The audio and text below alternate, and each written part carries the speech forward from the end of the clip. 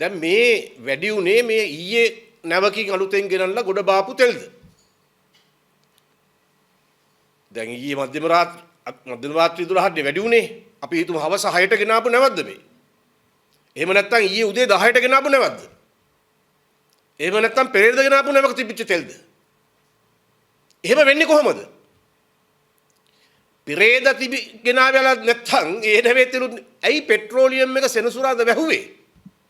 සෙනසුරාදට එළි වෙන්න එකපාර කඩිමුඩියේ ඛනිජ තෙල් නීතිගත සංස්ථාව වැහුවේ ඇයි?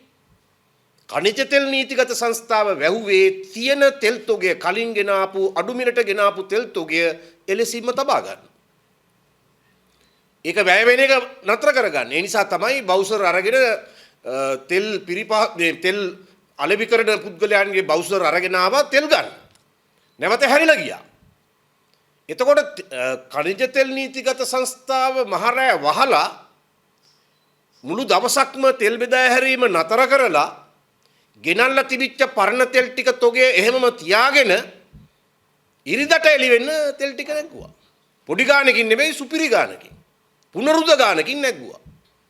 එතකොට ඒකෙන් අපිට පැහැදිලිව පේනවා මේ මිල වැඩිවීම කලේ මිල වැඩිවීම පිළිබඳ ප්‍රශ්නයට බලපාන ලද තෙල් තොගයක් සඳහා නෙවෙයි මේ මිල වැඩිවීම කලේ එසේ මීට කලින් කරපු මිල වැඩි කිරීමට අනුව ගැලපෙන තෙල් තොගයට තමයි මේ මිල වැඩි කිරීම කලේ. ඒක අන්තිම අසාධාරණයි මේ යුද්ධය පෙන්නලා කරන සුද්ධයක් ඒක. අපි ආණ්ඩුවට අභියෝග කරනවා පුළුවන් නම් මහත්තයෝ කියන්න ඉරිදට එළි වෙන්න කරපු තෙල් මිල ඉහළ යාමට බලපාපු තෙල් තොගය ගෙනාපු දවස බාපු දවස අපිට පුළුවන් නම් කියන්න. කට ඇරලා කියන්න. උත්තර නැහැ. කියන්න බෑ. කලිරුත් දවස් කීපයකට කලින් මිල වැඩි කරා. ඒ මිල වැඩි කරේ ගෙනාපු තොගයට ගැලපෙන මිල වැඩි කිරීම කළේ. ඒ තෙල් තොගේම කොටසක් තියාගෙන ඒ තෙල් කොටසට තමයි මේ අධික මිල වැඩි කිරීම කළේ. මේක ගුණා දෙපාරක් හැම ගහනවා වගේ වැඩක්. ගුණා දෙපාරක් හැම ගහනවා වගේ වැඩක්. මේ කලේ ආණ්ඩුව. ඒ විතරක් නෙවෙයි. දැන් සාමාන්‍ය මේ වගේ වැඩ කරන්නේ කළුකඩ මුදලාල්ලා. මිල ඉහළ යනවා කියලා පේනවා නම් ටක් ගාලා හංග ගන්නවා හංගගත්තු තොගයට අධික ලාභයක් ලබනවා. මේක කළුකඩ ආණ්ඩුවක්. අනුර කුමාර කියන්නේ කළුකඩ මුදලාලි. ඒ තත්ත්වයට පත් වෙලා තියෙනවා. මහජනයා අපාදුකේ ජීවත් වෙනවා. තුන් වේල නෙවෙයි දෙවේල නෙවෙයි එක වේලක් කන්නේ කොහොමද කියලා හූල්ලනවා. රටෙන් 125ක් හතරෙන් එකක් දුප්පතුන් කියලා වාර්තා වෙනවා. මෙහෙම ගියොත් 50ක් 75ක් දුප්පතුන් වෙලා තියෙයි. ඒ නිසා මේ කිසිවක් ගැන තකන්නේ නැතුව හිත් පිට නැතුව ත්‍රාඩ කළුකඩ මුදලාලි කෙනෙක්ගේ ආණ්ඩුවක් වගේ මේ මිල වැඩි කිරීම කලේ ලෝකෙ පෙන්න අපිට පෙන්නනවා. දැන් මේ නාලිකා දෙකක් තියෙනවා මරු නාලිකා දෙකක්. අර තුන් හුලස් එකයි අර ආණ්ඩුවේ අනිත් මොකද ටින් එකයි. උන් දෙකලෝ කරන්නේ මොකද්ද? දැන් මේ දවස්වල ජාත්‍යන්තර පුවත් වෙන මොකුත් නැහැ. ලෝක ප්‍රවෘත්ති. ඒ නාලිකා දෙක දැන් පටන් අරන් ලෝක ප්‍රවෘත්ති. කොවිඩ් කාලේ ලෝකල් ප්‍රවෘත්ති. කොවිඩ් කාලේ පෝලිම් ප්‍රවෘත්ති. දැන් ජාත්‍යන්තර ප්‍රවෘත්ති. ඉන්ටර්නැෂනල් ප්‍රවෘත්ති. මේ ලැජ්ජන ගිහිල්ලා පෙන්නන වියට්නාමේ මෙහෙමයි අර තූත්තු කුඩිය මෙහෙමයි මේ තූත්තු කුඩිය මෙහෙමයි ගිහිල්ලා පෙන්නනවක මාලදිවයිනේ කොහොමද කියලා ඔච්චර ඈත යන්නේ. ඔච්චර ඈත යන්නේ ඕනේ මාලදිවයිනේ කොහොමද කියලා පෙන්නන්න. තෙල් පෝලිම් තියනවද කියලා පෙන්නන්න. ඒක හුඬු ගොඩක් නේ මේක එක හුඬුවක් නේ. තෙල් පෝලිම් කොච්චර තියනවද කියලා හොයන්න. ඒ විතරක් නෙවෙයි. මැද පෙරදිග අතහැරලා ආපු සුපිරි සල්ලිකාරයෝ මේ ටුවරිස්ලා සංචාරකයෝ අන්න මාලදිවයිනේ දූපත් පිටින් අරන් පදිංචි වෙලා මෙහෙට එන්නේ හිඟන සංචාරකයෝ අන්න වැලිගම පැත්තේ ෆුඩ් සිටි එකකට ගිහිල්ලා බෑග් දෙකක් අරන් ගිහිල්ලා උන් මේ දත් බදින්න බුරුසුවයි ටූත් පේස්ට් ටිකයි ගන්නකොට පොලිසියට අහු වෙලා ත්‍රිවිල් එකවත් යන්නේ බස් එක යන කබ්බු ටික කපට එන්නේ ගාන වැඩි කලින්ට වැඩි කියනවා මොඩ ටූන්යක් ගන්නවා අඩු ගානේ මැද පෙරදිග යුද වාතාවරණය ඇති වෙනකොට ඒ සංචාරකයෝ ටික මෙහෙට අද්ද ගන්නවත් ක්‍රමයක් තිබ්බේ නැහැ. මොලයක් නැහැ. අන්න මානදිවිනේ පෝලිං ඇත්තෙත් නැහැ. ලයිට් කපන කතා කියන්නේත් නැහැ. කලින්ටත් වඩා සංචාරකයෝ ඇවිල්ලා පිරිහිතිරි ගිහිල්ලා අපිට පෙන්වන්න එනවා වෙන රටවල්. ඕස්ට්‍රේලියාවේ වැඩි වෙච්ච එක රුපියල් වලින් වැඩි කරලා පෙන්වුවා ලොකු ගාණක් තමයි. ඒ රටවල් වල මිනිස්සුන්ට ඒක දරා ගන්න පුළුවන්. මොකද මේ වගේ අමාරු වෙටිච්ච රටක් නෙවෙයි ඒක. ඒ රටාවල් වලට ඒ තියෙන තත්ත්වයන් යටතේ දරා ගැනීමේ ශක්තිය තියෙනවා. මෙතන දරා ගැනීමේ ශක්තිය අහිමි කොට තිබෙනවා. ඒ නිසා ඒවා පෙන්න මේක සාධාරණීකරණය කරන්න එන්න එපා. පරණ තෙල් තොගේ නෙවෙයි එහෙ වැඩි කරන්නේ. එහෙම වැඩි කරත් වැඩි කරන්නේ අලුතෙන් ගෙනාපු තෙල් තොගේ. මේ බිමල් රත්නායකලා පුරුදු කරලා තින්නේ ගෙවල් වල කොවිඩ් කාලේ ගොඩ ගහගත්තු තෙල් තාම තියෙනවලුනේ. ඒ පුරුද්දට දැන් මේ ආණ්ඩුව පාර කරනකොටත් ඒ පුරුද්දටනේ බඩු හංගගෙන වැඩි කරන්නේ. ඉතින් ඒ නිසා අපි පැහැදිලිව කියනවා මේ පරණ තෙල් තොගේටයි මේ අයුක්ති සහගත මිල වැඩි කිරීම කලේ මේක අසාධාරණයි. මේක යුක්ති සහගත කරන්න කිසිම කෙනෙකුට බෑ. තුන් හුලස රවුම් කරත් බෑ. ලැජ්ජ නැති තුන් හුලස රවුම් කරත් බෑ. මේ කුප්ප වැඩේ සාධාරණීකරණය කරන්න. ඊළඟට තුන් හුලසට සම්තිං හම්බෙනවනේ. යටින් වැඩ ටික ලස්සනට වෙනවනේ. ඒ හින්දා ඒගොල්ලෝ ඔක්කොම රවුම් කරනවා. තුන් හුලස දැන් හැමදේම රවුම් කරනවා. ලැජ්ජ නැති තුන් හුලස බලන්නවත් එපා කියලා අපි මේ රටේ ජනතාවට කියනවා. ඒ විතරක් නෙවෙයි. දැන් බලන්න මේ වගේම 2022 ඔබ දන්නවා මෑත ඉතිහාසයේ මෑත අවුරුදු 20ක ඉතිහාසයේ තෙල් මිලේ තුන්වෙනි වැඩිවීම උනේ 2022. රුසියානු යුක්‍රේනය හා රුසියාව සම්බන්ධ යුද්ධමය තත්ත්වය නිසා. ඒ වෙලේ 2022 ජනවාරි ඩොලර් 89 බැරල් එකක්. පෙබරවාරි ඩොලර් 97යි බැරල් එකක්. මාර්තු ඩොලර් 117යි බැරල් එකක්. අද තාම 117ට ගියේ නෑ. ඊයේ රෑ මම බැලුවා ඩොලර් 98.8යි. ඊට කලින් ගියේ 105යි 110යි අතර. නමුත් මොකද රුසියාව ලෝකයේ ඉහළම ඉන්ධන සැපයුම් කරුවෙක්. ඒ වගේ මේට සම්බාධක දැම්මා ඉන්ධන දෙන්න බැරි වුණා වෙළඳපොළට. ඒ ගැටුමත් එක්ක එතකොට ඉන්ධනවල ඉල්ලුම වැඩි සැපයුම අඩුයි මිල ඉහළ ගියා. 2022 මාර්තු වෙනකොට රුපියල් 117 වුණා ඩොලර් 117 වුණා බැරල් එක. ඒ වෙලාවේ ලංකාවේ තෙල් මිල කීයද? දැන් 117 වෙච්ච වෙලාවේ මම මේ කියන්නේ. භූමි තෙල් රුපියල් 87යි. පෙට්‍රල් 177යි. ඩීසල් 121යි. අන්න හොරා කන කාලේ. මේ හොරා නොකනවායයි කියන පුනරුද්ධ කාලේ කොහොමද? බොර තෙල් මිල ඩොලර් 117ට තියෙද්දි තමයි පෙට්‍රල් 177 ඩීසල් 121 භූමි තෙල් රුපියල් 87. දැන් හොරා නොකන අනුර කුමාරගේ කාලේ කොහොමද? හොරා නොකන වායයි කියමින් හොරා කන අනුර කුමාරගේ කාලේ කොහොමද? භූමි තෙල් 225යි එදා 87යි. අච්චර වැඩි 117ට බොර තෙල් මිල ගිහලා තියෙද්දි. පෙට්‍රල් 398යි. අද එදා පෙට්‍රල් 177යි. ඩීසල් 382යි එදා. එදා සමා වෙන්න. අද ඩීසල් 382යි. එදා ඩීසල් 121යි රුපියල්. දැන් බොර තෙල් මිල ලෝක වෙළඳපොලේ ඉහළ යාම නිසා නම් මේ ඔක්කොම වෙන්නේ. එදා කොහොමද 117ට ඩොලර් 117ට බොර තෙල් මිල ගිය වෙලාවේ පෙට්‍රල් 177ට දෙන්නේ රුපියල්. ඩීසල් රුපියල් 121ට දෙන්නේ. භූමි තෙල් රුපියල් 87ට දෙන්නේ. අද බොර තෙල් ඊයේ ගත්තොත් 98.8යි ඩොලර්. බැරල් එකක මිල. එහෙම තියෙද්දි අපි කියනවා මේ පුනරුද්ධ ආණ්ඩුවට භූමි තෙල් වලට 225ක් දෙයාම්දුරුනේ දීවර කර්මාන්තයට අහිංසක දුප්පත් මිනිහට ඕන කරන එක 225යි. මාළු කන්න හම්බෙන්නේ නැහැ මේ යන විදියට. පෙට්‍රල් 398යි. ඊළඟට ඩීසල් 382යි. ඩොලර් 98.8ක් වෙන වෙලාවේ බැරල් එක වෙළඳ පොලේ. මේගොල්ලෝ මේ කරන්නේ මරු සූදුවක්. මේ කරන්නේ වෙන සූදුවක් නෙවෙයි මේ අර අපි කියන්නේ මේ මොකක්ද එක වෙලාව ආවම හොඳටම එකතු කරගන්න ඕනේ කියලා. මේක යුද්ධේ පෙන්න ඉරානයට එරෙහි ගැටුම යුද්ධය පෙන්න තමයි මේ අය මේ අධික වාසි ලබනවා අධික මුදල් එකස් කර ගැනීමකට යනවා මහ ජනතාව පීඩනයට පත් කළා.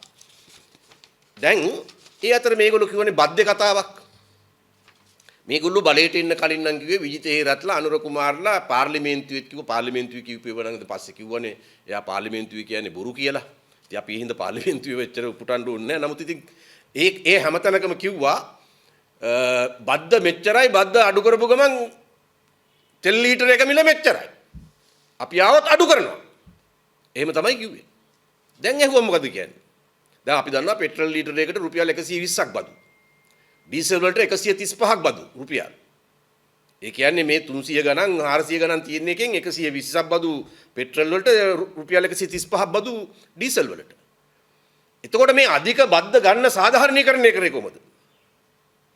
මාර්තු 17 මාධ්‍ය හමුවක් තිබ්බනේ. ඒකෙදී ජනාධිපති අනුර කුමාර කියනවා තෙල් සංස්ථාවේ නායක කෝටි 90000ක් අපි භාණ්ඩාගාරයට බාරගත්තා කියලා. අපි කියලා කිව්වේ. ඊළඟට ඊට කලින් මාර්තු 3 තිබ්බ පාර්ලිමේන්තුවේ කතාවක්.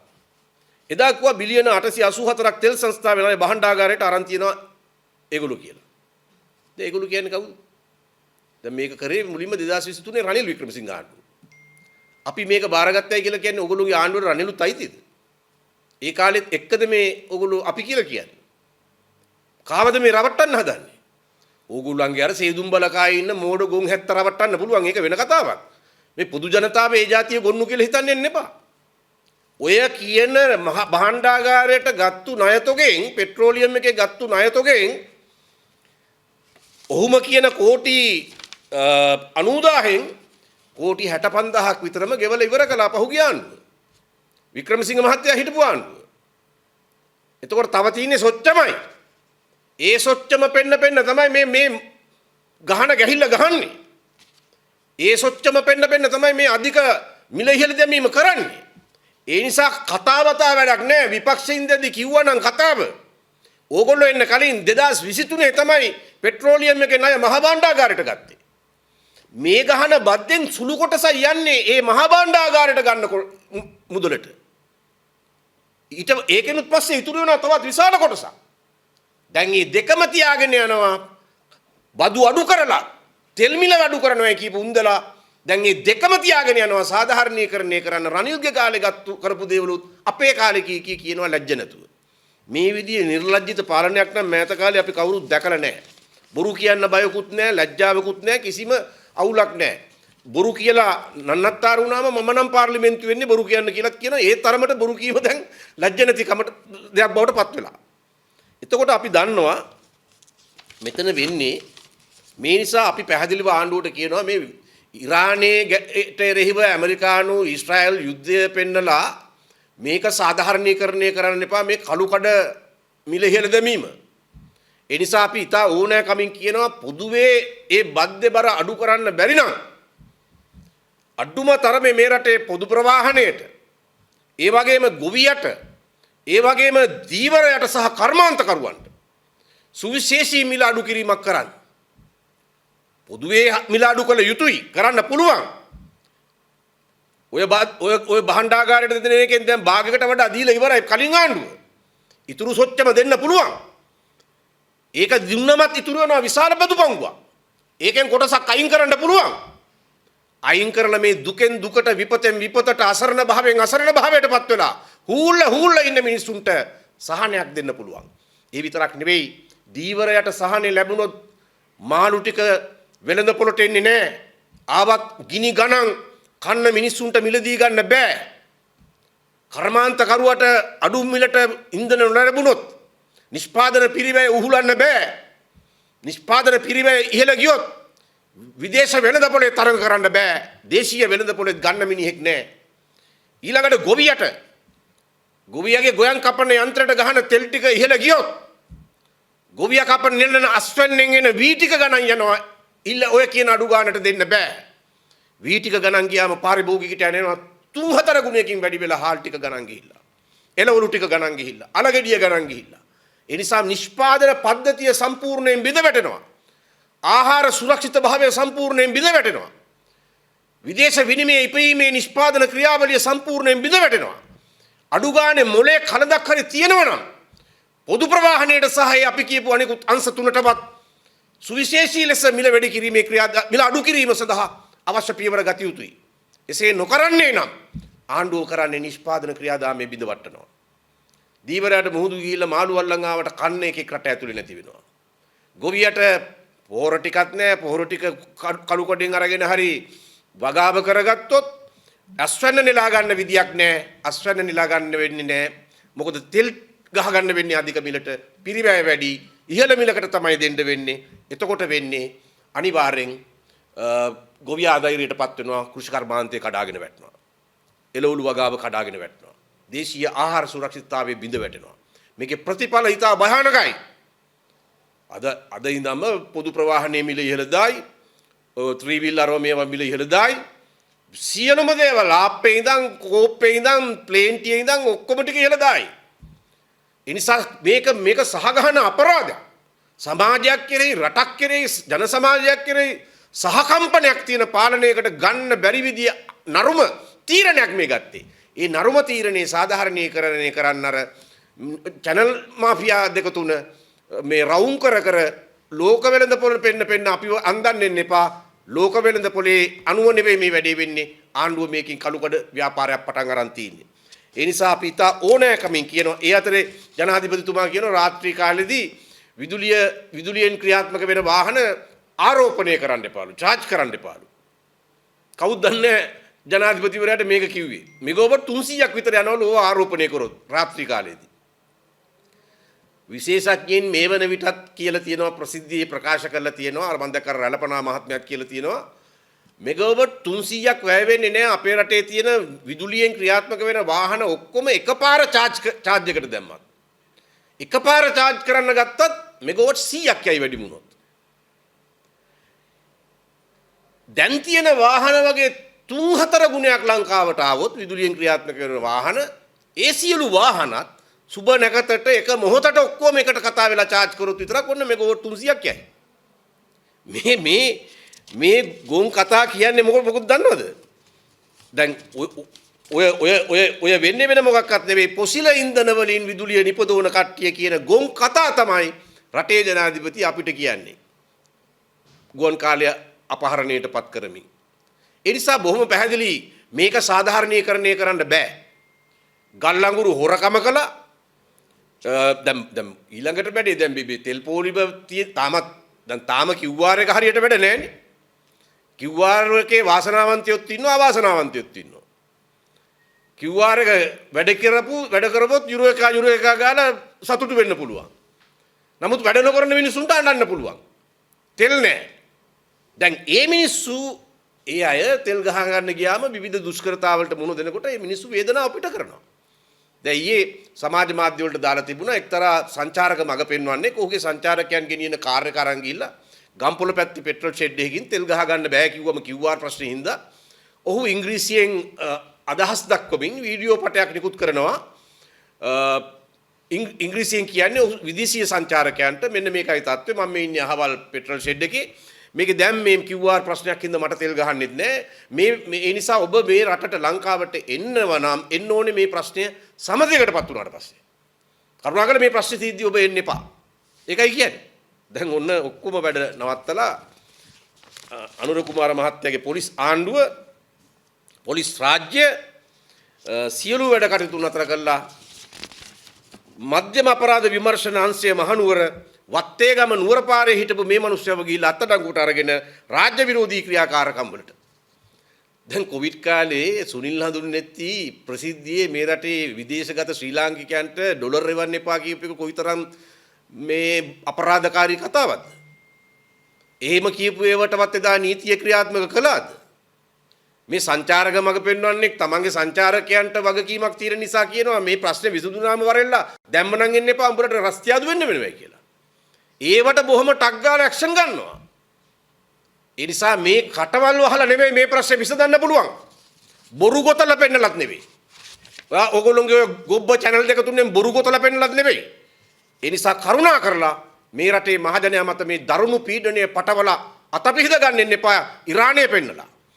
ඒ නිසා වහාම මේ මිල තමන් ගහන අධික බදු වලින් මේ මිල අඩු කිරීම කළ යුතුයි. එසේ නොකරන්නේ නම් මේ රටේ පොදු ජනතාව සියලු දෙනා පාරට බැහැලා මේ හිතප්පපුවක් නැති කළුකඩ ආණ්ඩුවට තමන්ගේ විරෝධය පළ කිරීම සඳහා සූදානම් වෙන්න කියන ආරාධනාව අපි ජාතික නිදහස් පෙරමුණ හැටියට කරනවා. අනිත් එක තමයි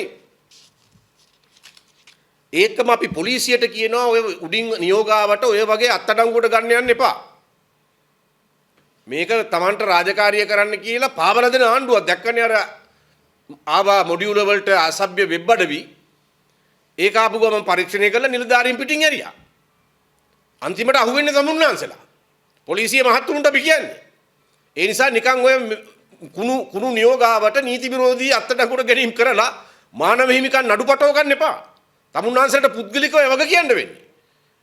අපි මේ ආදරෙන් කියන්නේ මේ රටේ පොලිස් නිලධාරීන්ට. ඕඩර්ස් දෙන අය නෙවෙයි එතෙන්දී උසාවි ගන්න යන්නේ, හිර යන්නේ. උසස් වීම නැති වෙන්නේ. ඕඩර්ස් දෙන්නේ උසස් වීම ගත්තු මිනිහා. මේ පොලිස්පති කොස්තාපල් පුඤ්ඤසෝම. එයාට දැන් උසස් වීම හම්බෙලා ඉවරයි. අර උසස් වීම තව බලාපොරොත්තු වෙන මිනිස්සුන්ට තමයි මානව හිමිකම් නඩු ගියාම උසස් වීම නැති වෙන්නේ. ඒ නිසා කරුණාකරලා උඩින් එන නියෝග පිළිපදින්න කලින් 10 වතාවක් 100 වතාවක් හිතන්න කියලා අපි මේ රටේ පොලිස් නිලධාරි මහතුරුන්ගෙන් ඉතා ඕනෑ කමින් ඉල්ලනවා. ඒ වගේම ඔබ දන්නවා ඊයේ පෙරේදා ස්පොට් ටෙන්ඩරයක් කියලා එකක් ගියා ගල්ලඟුරු ගේන්න. දැන් ඔබ දන්නවා මේ රටේ ඔය ඉරාන යුද්ධය පටන් ගන්න කලින් තමයි ඉරාන ආක්‍රමණය පටන් ගන්න කලින් තමයි බාල ගල්ලඟුරු ගෙනල්ලා නියමිත විදුලිය ප්‍රමාණය උත්පාදනය කරන්න බැරි වුණේ. ඒ නිසා පහුගිය මාර්තු 1 වෙනිදා විතරක් ඒ නොරොච්චොල විදුලි බලාගාරයේ ප්ලාන්ට් 3න් මෙගාවට් 900ක් උපදවන්න තියෙන ප්ලාන්ට් 3න් උපදවල තින්නේ මෙගාවට් 132ක් අඩුවෙන්. එතකොට මේ අඩු වෙච්ච විදුලිය ප්‍රමාණය ඉපදෙව්වේ තෙල් වලින්. එතකොට මේ අමාරු වෙලාවේ ලංකාවට ගේන තෙල් නැවෙන් එක තෙල් නැවකින් 80ක් විතර යනවා කෝටි ගානක වටිනාකම තෙල් යනවා අර ගල්ලඟුරු බාල ගල්ලඟුරු ගෙනල්ලා නියමිත විදුලිය ප්‍රමාණය උත්පාදනය කරගන්න බැරි වෙච්ච නිසා ඒ හිඟය තෙල් වලින් උපදවන්න ගියාම යන වියදම. ඒ අධික පාඩුවක්. කෝටි 300ක පාඩුවක්. එක නැවකින් 80ක තෙල් එතනට කොට ගහන්න වෙනවා. දෛනිකව. එතකොට දැන් මේගොල්ලෝ මේ විදිය කරලා දැන් මේ වැඩේ හත් පොලේ ගාගෙන දැන් ඒක සාමාන්‍යයෙන් අපි දන්නවා ගල්ලඟුරු ගේන්න ඒ ටෙන්ඩර් දාන්න ඕන කාලයක් තියෙනවා. ඒක අප්‍රේල් මාසේ මැද වෙනකොට නැව් ටික ඔක්කොම ඇවිල්ලා ඉවර වෙන්න වෙනවා. ඒ ටෙන්ඩර් දාපු සමාගමට නියමිත ප්‍රමිතියෙන් ඒවා ගෙනෙන්න වෙනවා. නියමිත ප්‍රමිතියෙන් නැත්නම් අඩුවක් වෙලා නම් ක්‍රියාමාර්ග ගන්න වෙනවා. එහෙම වෙලාවට ස්පොට් ටෙන්ඩර් දාන්න වෙනවා. මේගොල්ලෝ හැබැයි විපක්ෂින්දදි කිව්වේ ස්පොට් ටෙන්ඩර් කියන්නේ හොරකමට පාර කපා ගැනීම කියලා. දැන් එහෙම කියපු අය ලැජ්ජ නැතුව ස්පොට් ටෙන්ඩර් දානවා. තමන්ම අර්බුදේ නිර්මාණය කරනවා. මාටියා ගහන්න හොරකම් කරන්න වැඩබැරි ආයතනයකට සමාගමකට ඉන්දිය සමාගමකට ගල්ලඟුරු ගෙනල්ලා දෙන්න කියනවා. මාටියා ගහපු හින්දා ඒ මිනිහට නියමිත ප්‍රමිතිය ගල්ලඟුරු ගෙනල්ලා දෙන්න බෑ. බාලයව ගෙනත් දෙනවා. බාලයව ගෙනත් දුන්නයි කියලා බ්ලැක් ලිස්ට් කරන්නෙත් නෑ, නවත්තන්නෙත් නෑ, තහනම් කරන්නෙත් නෑ.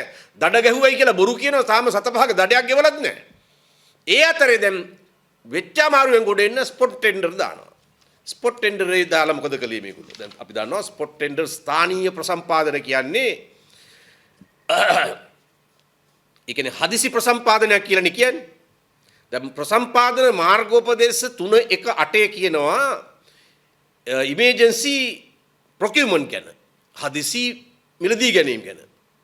හැබැයි ඒ ප්‍රසම්පාදන මාර්ගෝපදේශ 318 බලාත්මක වෙන්නේ රට තුල හදිසි තත්ත්වයක් ප්‍රකාශයට පත් කරලා තිබුණොත් විතරයි. ඒක පැහැදිලිව සඳහන් වෙනවා. එතකොට මානව ආපදාවක් නිසා හරි ස්වභාවික ආපදාවක් නිසා හරි රට තුල හදිසි තත්ත්වයක් ප්‍රකාශයට පත් කර තිබේ නම් පමණයි ප්‍රසම්පාදන මාර්ගෝපදේශ 318 කියන වගන්තිය ප්‍රකාරව කටයුතු කරන්න වෙන්නේ. නමුත් මේ දැන් ආණ්ඩුව දැන් එහෙම හදිසි තත්ත්වයක් ප්‍රකාශයට පත් කළා නෑ මේ වෙලාවේ. එහෙම නැති වෙලාවේ මේගොල්ලෝ ස්පොට් ටෙන්ඩර් එක කැඳවන්නේ ඒ ලේඛනවල තියෙනවා මං ගාව තියෙනවා ඒ ලේඛන මේ හදිසි මිලදී ගැනීම කියන අර ප්‍රසම්පාදන මාර්ගෝපදේශ 318 යටතේ ගැන පදනමින්. එතකොට මේක සම්පූර්ණ ප්‍රසම්පාදන මාර්ගෝපදේශ වලට පටහැනි මේ ගනුදෙනුවේදී මේවාට මූලිකත්වයේ ගත්තු නිලධාරීන්ට අනාගතයේදී අනිවාර්යයෙන් මීට වග කියන්න වෙනවා උසාවියන්ට වෙනවා උසාවියේ නඩුව අහලා දඬුවම් ලබන්න වෙන ඉරණමකට භාජනය වෙන්න වෙනවා වළක්වන්න බෑ. ඒ පළවෙනි ප්‍රශ්නේ. එතකොට හදිසි ආපදා තත්ත්වයක් ප්‍රකාශයටපත් කළ නැති වෙලාවක 381 වගන්තිය ප්‍රකාරව කටයුතු කරන්න බෑ. ප්‍රසම්පාදන මාර්ගෝපදේශ. ඊළඟට දැන් මේ ප්‍රසම්පාදන ඒ කියන්නේ හදිසි මිලදී ගැනීම වලින් සාමාන්‍යයෙන් අපි දන්නවා ස්පොට් ටෙන්ඩර් එක ගත්තේ ටොන් එකක් ඩොලර් 143ට. ඊට කලින් ඔය ඉන්දියානු සමාගම ගත්තේ ඩොලර් 93ට ටොන් එකක්. 93ට ඔව්. එතකොට දැන් 143ට. සාමාන්‍යයෙන් දල වශයෙන් ගත්තොත් ඩොලර් එක ටොන් එකකට ඩොලර් 50ක විතර අලාභයක්.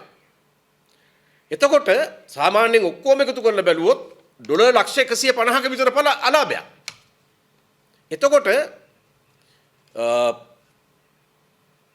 දැන් මේ ඔක්කොම අලාභය එන්නේ කාගේ පිටටද? ඩොලර් ලක්ෂ 150ක විතර අලාභය එන්නේ කාගේ පිටටද? මේ සමස්ත ලාභය එන්නේ පාරිභෝගිකයා පිටට. විදුලිය කපනකොට එන්නේ පාරිභෝගිකයා පිටට ඒ පීඩනය. මේ අලාභ ඔක්කොම ආණ්ඩුවේ අමන තීරණ නිසා, ගොංකම නිසා මේවා මේ ඉරානය පෙන්වන්න එපා මේවට. රුසියානු තානාපතිතුමා ඔය පළවෙනි මෙතෙක් අවුරුදු 10ක් විතර ගල්ලංගුරු සප්ලයි කරපු සමාගමේ ගනුදෙනුව නතර කරන වෙලාවේ ජනාධිපති කියන්නේ කාටල් නවත්තනවා කියලානේ. මං කියන්නේ හදන අලුත් කාටල් මොකද්ද කියලා. එතකොට ඒක නවත්තන වෙලාවේ රුසියානු තානාපති කාර්යාලයේ නිලධාරීන් ආණ්ඩුවේ බලධාරීන් හම්බ වෙලා කියලා තියෙනවා කරුණා කරලා අපට අපි දෙන්නම් ඕගොල්ලන්ට විස්මය ජනක අඩු මිලකට government to government agreement එකක් ගන්න. අතරමැදි සමාගම් ඕනේ. අපි කෙලින්ම රුසියාව government to government agreement එකක් ගැහුවොත් ඕගොල්ලන්ට හිතා ගන්න බැරි තරම් අඩු මිලකට ගල්ලංගුරු දෙන්න. ඒකත් ගත්තේ නැහැ. එතකොට කාටලයක් විනාශ කරන්නේ කියලා බාල ගල්ලංගුරු ගෙන්නවා එන කෝටි ප්‍රකෝටි ගානක හොරකමක් වහගන්න. ඇයි හොරකමට පගාව දුන්නම අර මිනිහට ප්‍රමිතියෙන් නියමිත ප්‍රමිතියේ ගල්ලංගුරු ගෙනල්න්න බෑ. එතකොට පාඩුයි. ප්‍රමිතියෙන් බාල කරන්න වෙන්නේ දිනු ගාන ලොකු ගානක් හින්දා. ලොකු කුමාර පොඩි කුමාරව රකින්නේ දෙන්න කතා වෙලා මේ මැච් එක ගහපු හින්දා. ඒ විතරක් නෙවෙයි. දැන් බලන්න මේකේ උනේ දැන් අන්තිමට උනේ ඒක හින්දා ඊළඟට ස්පොට් ටෙන්ඩර් එකකට ගියා ඩොලර් ලක්ෂ 150ක් පාඩුයි ඒකෙන් විතරක්. අර කලින් දාපු ටෙන්ඩරෙන් ගල්ලංගුරු ටොන් එකක් දෙන්නේ ඩොලර් 93ට දැන් 143ට. එක ටොන් එකකින් ඩොලර් 50ක් අලාභයි. ටොන් ඔක්කොම එකතු කරලා බැලුවම ඩොලර් ලක්ෂ 150ක් අලාභයි. එතකොට ඩොලර් ලක්ෂ 150 රුපියල් කරලා බලන්න කොච්චර කෝටි ප්‍රකෝටි ගාණක් අපිට අලාභද? ඒ අලාභය කාගේ මතද පටවන්නේ? කළුකඩ මුදලාලි මහත්තයාගේ කරටද? පැනවත්තේ ඉන්න සේදුම් බලකායටද? නෑ. මේ රටේ පොදු ජනතාව මතයි ඒ මහා ඒක අතාරින්නේ. ඒ විතරක් නෙවෙයි ස්පොට් ටෙන්ඩරේ කාටද දුන්නේ? ස්පොට් ටෙන්ඩරේ දුන්නේ කොයි ටෙන්ඩරේ ඇද්දත් අර කොයි කොලේ ඇද්දත් අදින්නේ අහුවෙන්නේ මේ මොකද්ද බූරුව කියලා කිව්වේ ජනාධිපති අනුර කුමාර දිසානායක එසේ වීමට පෙර ජනාධිපති අනුර කුමාර දිසානායකගේ ආණ්ඩුවේ කොයි ටෙන්ඩරේ ඇද්දත් එන්නේ අන්තිමට බූරුව තමයි වෙන කවුරුත් නෙවෙයි ධම්මික. ධම්මිකගේ හේලිස් සමාගමට තමයි අර ඩොලර් ලක්ෂ 50ක අතිරික්ත ලාභයක් එන විදියට ඒ ස්පොට් ටෙන්ඩරේ දුන්නේ. එතකොට කොහොමද මේ ගජමිතුරු අලුත් කාටල් එක කොහොමද? මේක අලුත් කාටල් එකක් හදනවා. තිබිච්ච එක කාටල් කියලා ඒක කඩනවයි කියලා එහෙමනම් කාටල් නැති කරන්න ඕනේ. යන්න ඕනේ G2G රුසියාව යෝජනා කරපු government to government agreement එකට. ඔවුන් කිව්වා විස්මය ජනක අඩු මිලකට අපි ඕගොල්ලන්ට දෙන්නම් කියලා. ඒක මග හැරියා. ඒ කාටලේ එපා නව කාටලයක් හදනවා. හේලිස් ප්‍රමුඛ ධම්මික පෙරේරා ප්‍රමුඛ ඉෂාරනා නායකකාර ප්‍රමුඛ ඒ චෞර කාටලයක් හදනවා. ඒ චෞර කාටලේ තමයි දැන් අනුර කුමාරගේ කාටලේ බවට පත් කරගෙන යන්නේ. ඒක නිසා තමයි ලොකු අනුර කුමාර පොඩි අනුර කුමාරව හොදාන්නේ. නිලධාරී අනුර කුමාරගේ නඩුවක් සම්බන්ධයෙන් මං පියවර ගන්නෑ. ඇමති අනුර කුමාරගේ නඩුවක් සම්බන්ධයෙන් මං පියවර ගනිමි. නිලධාරී චෝදනා තියෙන නිලධාරිය අනුරව ඇමති කරේ මොන අනුර කුමාරද? ලොකු අනුර නෙවෙයිද අපිද? එතකොට වංචා සහගත චෝදනා තියෙන මිනිහෙක්ව ඇමති කරේ බබාදොයා. ඔයා දන්නේ නැද්ද? එතකොට එයා ඊට පස්සේ මේ වගේ ඇමතිකමක් දුන්නම විදුලි බල හා බල ශක්තිය වගේ ඇමතිකමක් දුන්නම ගේම ගහන්නේ කියලා. ගහනවයි කියලා. ඒ නිසා දැන කරේ කතා වෙලා යන්නේ ලොකු කුමාරලා පොඩි කුමාරලා එකට ගහන මැච් එක හේලිස්ලා ධම්මිකලා උඩට තියාගෙන මේ ගහන්නේ මාටියා ගහනවා. ඒ නිසා අරබුදයක් වෙලාවේ ඉරානේ පෙන්න මැද පෙරදිග තියෙන තත්වය පෙන්න ඒ ඔක්කොම පෙන්න මේ විදියට සුද්ධ දෙන යුද්ධෙ පෙන්න සුද්ධ දානවා. ඒ සුද්ධ දාන පාලනයකින් මේ රටට සාධාරණයක් බලාපොරොත්තු වෙන්න බෑ. හිතක් පපුවක් නැහැ. කළුකඩ පන්නේ මුදලාලි කෙනෙක්ගේ භාවිතාව තියෙන්නේ. ඒ නිසා මේ තත්වය කිසිසේත්ම ওই පෙට්‍රල් ෂෙඩ් පොලිමටත් එනවනේ අර සේදුම් බලවකාය අයියලා නෑ ඉතින් මොනෝ කරන්නද ඉතින් ලෝකයේ ප්‍රශ්නයක් නේ ඉතින් ඒකනේ මේ මොනෝ කරන්නද කියලා නහයෙන් අඩනෝ ඒ තමයි පැරසිටමෝල් බලකාය හැදිලා තියෙන උණ සන්නිපාතේ උන් ඇවිල්ලා පැරසිටමෝල් දික් කරනවා මේ පෙති දෙකක් බොන්නකො මේ විග්‍රහය මේ හොඳ පෙති දෙකක් මේක බිව ගමන් ඇඟට පොඩි සනීපයක් දැනෙනවා කියනවා මොනෝ කරන්නද ලෝකේ ප්‍රශ්නයක් නේ ලෝකේ ප්‍රශ්නයක් ඉතින් අපේ ලෝකකට පුළුවන් ද ලෝකේ ප්‍රශ්න විසඳන්න රටේ ප්‍රශ්නවත් බැරි කී උන් නහයෙන් අඩනවා පැරසිටමෝල් බලකාය පැරසිටමෝල් බලකායට තව ටික දවසක් ගියොත් නම් පොලිම පැත්ත පළාතේ ඇවිල්ලා ඔය වගේ කටකැඩිච්ච කතාවක් කියන්න හම්බෙන්නේ නැහැ. ඒ නිසා අපි උන්දලට කියනවා බොහොම පරිස්සමින් කියලා. මේ කරුණු ටික තමයි මට ඉදිරිපත් කරන්න තියෙන්නේ. ඔබට යම් ප්‍රශ්න තියෙනවා නම් විමසන්න පුළුවන්.